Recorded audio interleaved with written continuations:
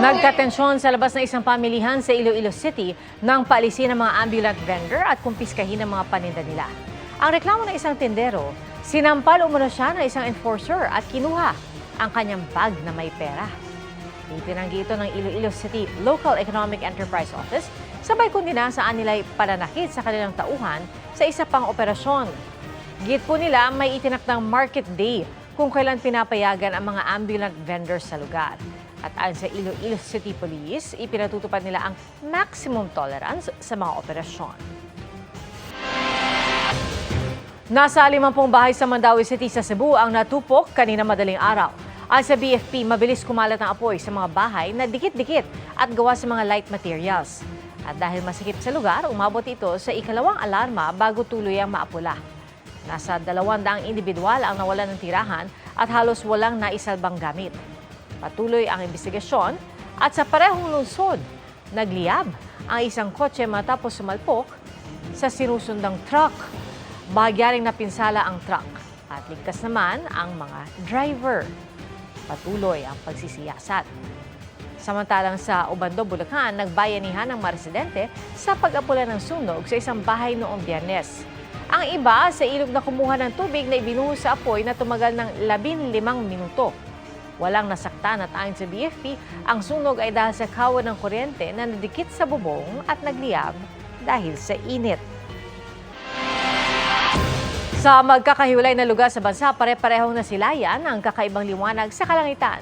Nahula ng ilang netizen, baka rocket ng China. Nakatutok si Katrina Son. What the Ano ang nasa dako pa roon? Tanong yan ng ilang nakakita sa kakaibang liwanag sa kalangitan kagabi. Gaya nitong kuha ng isang netizen sa Camarines Sur. Nagulat din ang ilang nakakita nito sa Magsinggal, Ilocos Sur. Ayon sa uploader ng video, kulay kahel ito at mabilis ang lipad. Naglaho rin daw ito matapos ang 30 segundo. Tanaw rin ang ilaw sa Burgos, Ilocos Norte. Calayan, Cagayan, pati sa Mulanay, Quezon.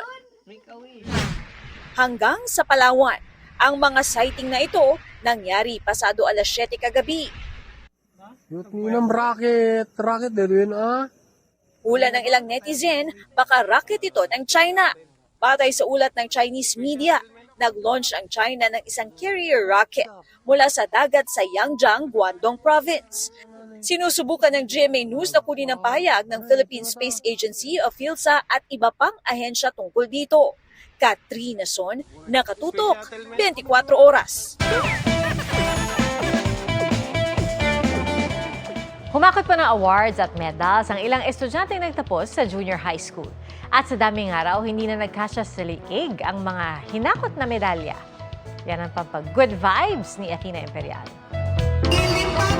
With highest honors. Hindi lang isa, 2 o 10 ang medalyang natanggap ni Michael Camilo sa Limbaga sa kanilang recognition ceremony, kundi 41 na mula raw sa mga sinalihan niyang local at international competition.